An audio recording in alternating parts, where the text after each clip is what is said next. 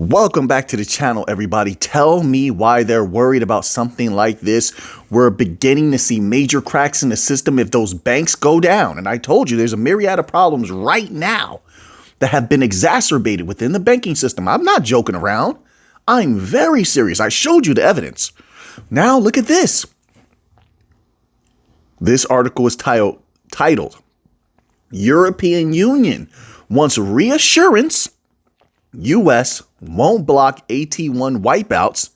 AT1, so you can look it up for yourself, wipeouts if banks fail. Come again? Why would they be looking into something like that right now? You know the answer. Why would they be so concerned? The European Union and the ECB as well. European Central Bank has been talking about fragmentation and contagion. They've used the word contagion, from my recollection, more than they've used the phrase fragmentation. Why were they so concerned about contagion? You know, contagion, the domino effect that could come into place and oftentimes does come into place when there's bank fails. I'll tell you why. Because they see the same thing that I and any other researcher that's deep into the bank information knows. That somewhere on the horizon, we can't pinpoint exactly where. We're just people, and we don't have that insider access, and we don't know how much further the banks could be propped up because they were definitely propped up. 100%. We saw what the FDIC did in the United States. We saw what China did. We saw what Japan just did. That's not the first time they did that. That's not the first time. We've been here through two of those times where they've done stimulus or cash infusions. They have different words for it. We saw what the United Kingdom did. They all did it. They propped their banks up. But now things are so exacerbated. So they've gone so far. They've gotten so much worse that they have to ask these questions now. Once again, let me read that to you, and then we're going to delve into it. The EU wants reassurance U.S. banks won't block AT1 wipeouts if banks fail. Why would they ask this question if banks weren't on the cusp of failing? Like I said, they may not even know when, but they just know it's near. You don't have to know where a wild dog is. Just someone on your street in your neighborhood has to say, there's a wild dog around here, bit somebody. And you just know to be careful.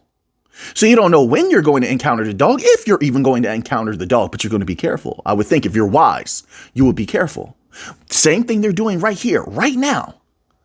They have some of the best researchers in the world. I got to take my hat off to them on that. They definitely do. And they know that anytime that dog may pop out around the corner and bite them, the bank fails. And that will lead to contagion. They need to make sure that they have all their ducks in a row if that should occur. Now, on positive note, and this is nothing but positive for bank coin holders and gold holders and possibly Bitcoin as well, those things will skyrocket, in my humble opinion, not financial advice, skyrocket. Hence why they're all building these liquidity pools, liquidity cushions, which I think is something they're going to mention. Oh, my word. And I forgot, if you like this type of content, take those powerful hands, hit that like button, because the second article, I forgot, is just as potent as this one. They were dropping some major information today, but let's delve into this, okay? I want to give you the information. Yes, I'm a little bit excited once more today. There's been a lot of very interesting things happening. If you're a researcher, you're loving this time period. And a lot of you are, so I know that you're loving this time period as well.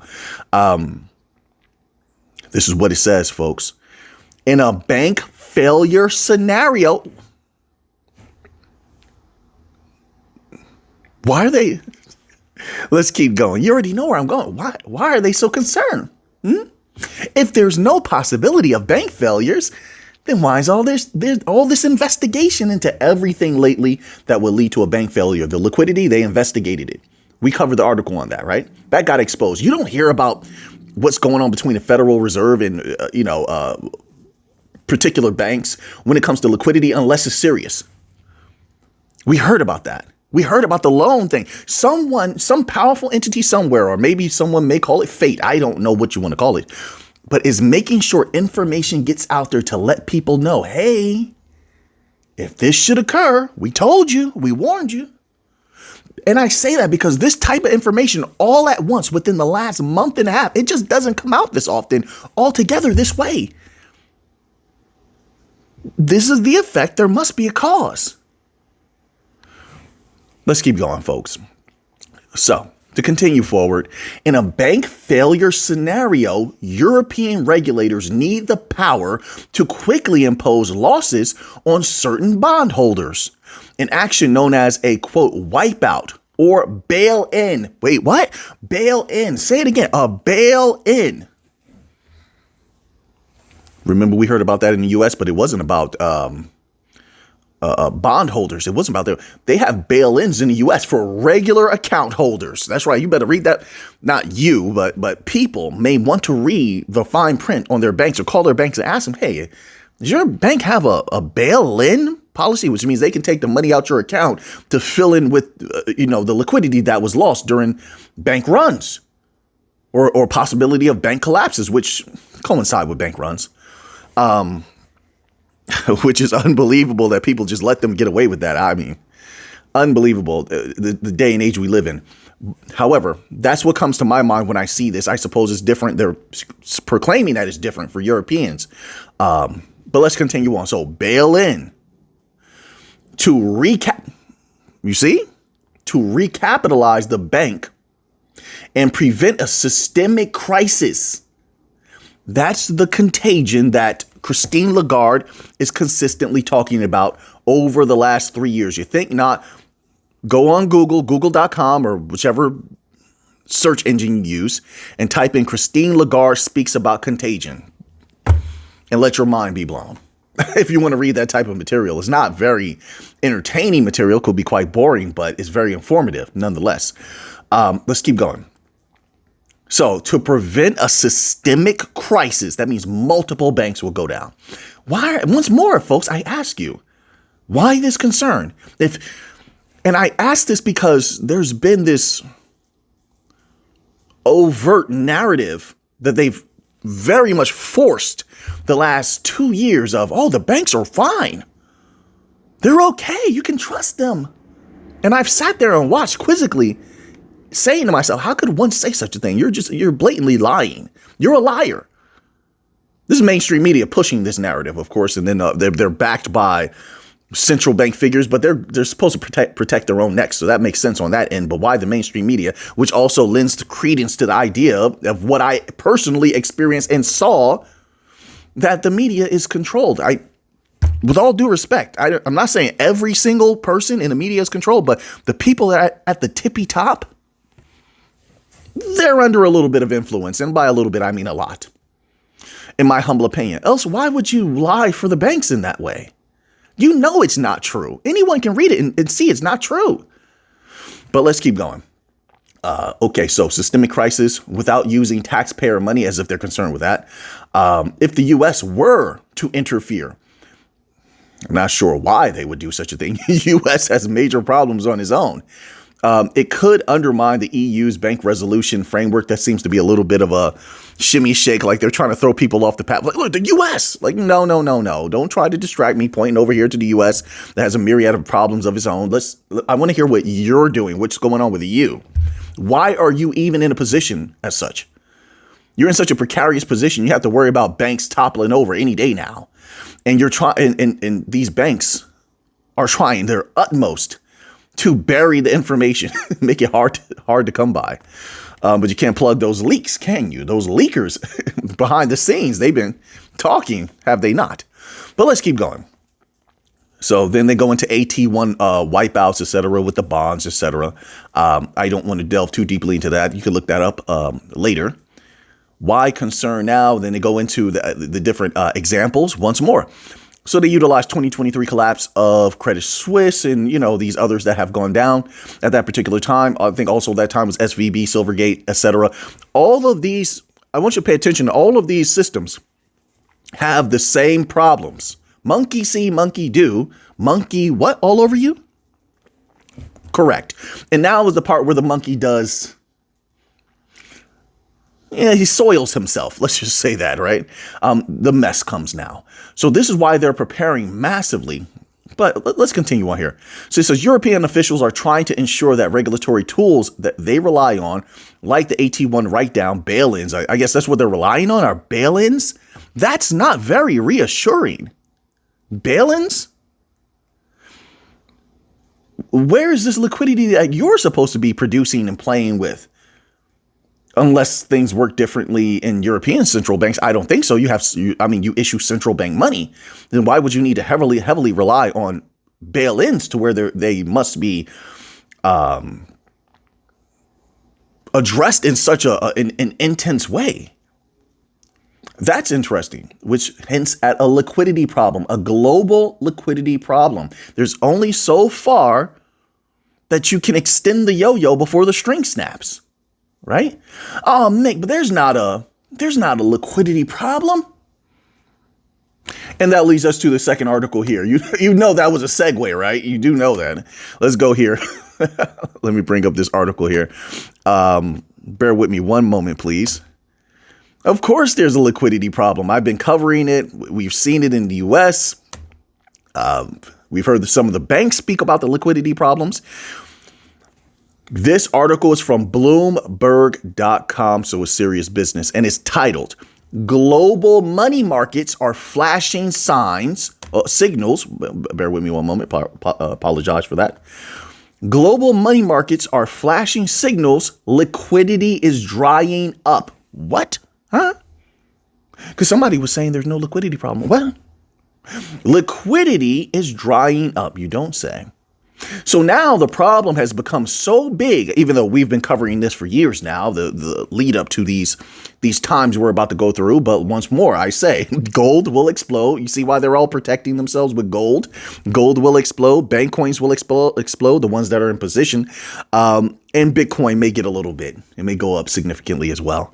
But this problem has become so large now that even the big timers like Bloomberg, et cetera, and the mainstream media can't avoid it. They can't avoid it. So now let's go here. Let's delve into this a little bit. So it says here, low money market liquidity significantly. Wait, bear with me. I jumped ahead. Don't worry. Oh, that was something special I have for you. Don't worry about it. We're going to get there. We're going to get there. So it says here, liquidity in this context is the ease with which assets can be bought or sold without significantly affecting their price, or more simply, the ready availability of cash in the financial system. The ready availability of cash in the financial system. What were we just hearing about in the U.S.? Holy smokes. I told you it's a global problem. Let's keep going. It says, quote, when it dries up, quote unquote, it means cash is becoming scarcer, which makes it harder and more expensive for banks and other institutions to fund their daily operations. What do you think that leads to? So, of course, they jump into quantitative tightening. They're going into the reasonings behind what has occurred. Quantitative tightening. But this here is also interesting. So while they're doing quantitative tightening, this shows you how, can I say discombobulated the system is, right? Remember they taught us that in like fourth grade? Everybody was running around in fourth grade. It was the third grade or fourth grade. And they were teaching us all of these very advanced words. And everybody was running around saying discombobulated. You remember that. Yes, you do. Oh, man. They would never say they were confused. I'm discombobulated. Like, we're fourth graders. Why are you using this big word, right? Not that you shouldn't, right? I mean, I'm in my older years. I love big words now, but I don't know about when I was in fourth grade. Anyway, let's go. It says here, so as they're doing quantitative tightening and removing liquidity from the system, which they put into the system, creating this giant bubble that they're trying, they can't stop it from popping. They can't stop the damage that's coming. They can lessen it a bit, right? But as that's going on, this is happening. Increased treasury issuance. Now, from my understanding, let me see if they actually explain it the way that I perceived it in my mind when I was hearing about this. The U.S. Treasury has been issuing a large volume of new debt to fund government obligations and rebuild its cash buffer. When investors buy this new debt, cash is essentially pulled out of the private banking system. That's what I thought. And into the government's accounts. It's like so weird. So they're issuing, and they're all tied together. I don't want to play this game where there's like, oh, there's the bank independent. No, there's not there's the bank independence. No, I don't believe that. That's why it was questioned this year. Even the mainstream media questioned that. They're all one. So it's like they're issuing money, but then taking it away at the same time. They're through via appearance. It appears they're trying to remedy the situation, but at the same time, they're exacerbating the situation. That's so strange. Let's keep going. It says cash is essentially pulled out of the private banking system and into the government's account, further draining liquidity. That's what I thought. If this isn't rigging, it's the most incompetence I've ever seen in my life. And I study history, and this has got to be one of the most incompetent things of all time. If it's not rigged, they're just not setting the system up to bring it down so they can profit on its downfall, and they can profit as well on the rising of the new system. I think that makes more sense. I should hope they're not this ignorant, but either way, people are going to have to, people who are not into gold, bank coins, or Bitcoin are going to have to walk through this fire that's coming. Simple as that. And it's coming. Who knows? I don't know when. I just know it's there. Let's continue on. High interest rates, of course, they touch upon that, but so flashing signals of scarcity, falling bank reserves, and that's what they were talking about in one of those articles we covered maybe about 2 weeks ago. Remember that? The most direct indicator is the significant decline in the total reserves held by commercial banks at the Federal Reserve. Yes, we covered that. This cash cushion, and that's where I showed you they were using similar verbiage. I say liquidity cushion, they're saying cash cushion, same thing. This cash cushion is critical for smooth functioning of the payment system. And do you see how this is lessening? But they're also, and I just want to put it out there, make up your own mind about how you feel about it. Of course, while this is lessening, they're stacking and stocking up on XRP, a liquidity token. You don't see how they might use these treasuries and these huge liquidity pools of XRP to fill this gap of something that is now lessening. Just something to think about. It contains here elevated funding costs as cash becomes scarce, so the cost for financial institutions to borrow from each other overnight can rise sharply. We also cover that aspect as well. Reverse repo facility, I think we also spoke on that all in the same video. That was a good video. Tighter credit conditions, we just covered that because of what was going on with the whole loan fraud within that banking, those multitude of banks that they were talking about that could have caused bank runs. I was shocked that it didn't actually. So you have all of this going on, but I want to show you this here. It says here, low money market liquidity significantly increases the risk of bank stress and in extreme cases, bank failure. Well, it's extreme cases if everything else was going right. But it's not in extreme cases if everything else is going wrong. They have loan problems. There's a liquidity problem. They have a commercial real estate problem. They have the huge unrealized losses problem, which extends beyond just the superficial. They have a lot of problems. So no, it's not extreme cases. If you're looking at all the different things, that are going wrong within the banking system, all the various holes that have been poked in the ribs, so to speak, of the banking system, then no, that it becomes actually highly feasible, which once more, if we go back to that original article, makes a lot of sense why the European Union is saying to themselves, hey, let's look into this a little bit here. Let's make sure if any of these banks go down, there's not too much contagion. They can't stop it all, but they want to lessen, how much of it occurs, because it could be quite dramatic if they just they do nothing. And then, of course, they still want to maintain their position as well, so that they can profit and live well off of what's going on. So in order to do that, they have to save face. The people are going to say, hey, what did you do? What did you do to help us? They have to have something to present. So there's also that. There's also that aspect as well. All right, so now we're going to leave that there. Let's move on to a little bit of Bitcoin news. Once more, if you've enjoyed this type of content, I try to bring you some unique, powerful content. I try to do my best every single time. Take those powerful hands of yours and hit that like button. I would appreciate that. So now, this article is titled, Bitcoin price holds steady at $110,000. Key levels and market trends to watch in November. It says here, Bitcoin stayed steady around $110,000 mark on Friday, holding firm. What is going on? Oh my. An ad popped up right in the middle of the screen, like right in the middle of the paragraph as I'm reading. What was going on here, folks? Just this is like 3 ads already up here. Just put it to the side a little bit, just to the side. All right, let's keep going now. I clicked it off. The world's biggest cryptocurrency remains in a corrective phase within a broader bullish pattern. Well, what is the price right now? Do you mind if we go check that? Let's go to google.com real quick. Yes, I use Google a lot. I've gotten used to it over the years. I used to hate Google at first. I was a Yahoo person. Yahoo.com. Yeah. But I've gotten used to Google. I typed in bullish. That tells you where my mind is. Not bullish. I am bullish, but that's not what I want to type in. Bitcoin price today. Let's see what happens here. Okay. So it's still pretty close. Not bad. $109,481.40 at the time of this video. Of course, once more, price will be different. This video will be released many hours later. Make sure you check on that price for yourself, okay? All right, if you want to stay up to date. But that's the price at the time of this video. So now let's go back to the article, which I'm sure right now is just giving me a problem to load up. It's probably loading another ad right in the middle of the screen, probably. But this is good resilience. Let me give you my thoughts while this loads up. There's been good resilience on Bitcoin's end. 109,000, 110,000, 114,000. That range is pretty solid. Very good. It didn't go below $100,000. Not that I would be concerned. Even if it did, I still wouldn't be concerned because all the catalysts remain so strong and they're becoming stronger every single day. But here, the article's back up now. Here we go. The world's biggest cryptocurrency remains in a corrective phase within a broader bullish pattern as traders weigh whether rising inflows and open interest could hint at another potential uptrend.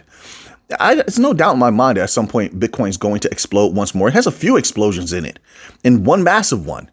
It says on a shorter time frame, Bitcoin's price has been stabilizing above $109,000, a crucial support zone that lines up with the super trend's lower band. So far, buyers have managed to defend this level, keeping the short-term structure intact. But if Bitcoin slips below it, prices could drop toward $106,000. This is highly relevant for people that are day traders, swing traders. They're just in it for a short time to make a profit. I'm semi long-term, so I'm not really concerned with these types of activities. I'm looking at long-term catalysts, long-term bullishness, and long-term, even semi-long-term. Bitcoin is super bullish, but it says here, strong resistance at $112,500 limits Bitcoin's upside momentum. Resistance remains at $112,500 near the 0.382 Fibonacci retracement level. That zone continues to cap upside moves for now, as per the report. A clear breakout above $112,500 could open the way towards $115,000 and $117,690, with $121,500 marking the upper edge of the ongoing correction phase. Reported Coin Edition. I love how they sound so certain of everything. I love that, right? Although I know it's not real. No one can be certain that, I mean, it could skyrocket. It could, I won't say skyrocket. Let me just say rocket. It could rocket to 120,000, 225. There's no telling what can happen with crypto. And that's what makes crypto interesting. You know, I'm not one of these people that wants to whittle crypto down and have it is so figured out. It's just formulaic and boring. No, the very nature of it being something unpredictable also accentuates the other aspect of its nature of being able to skyrocket and make people unbelievable amounts of value, money, the likes of which nothing else can compare to it. That's a good thing. I wanted to stay interesting. I wanted to stay explosive. You know, that's how I feel about it without being too eloquent. All right, everyone. So now that you have that information, what are you going to do with it? I know what I'm going to do with it. So until next time, everybody, let's get to the money.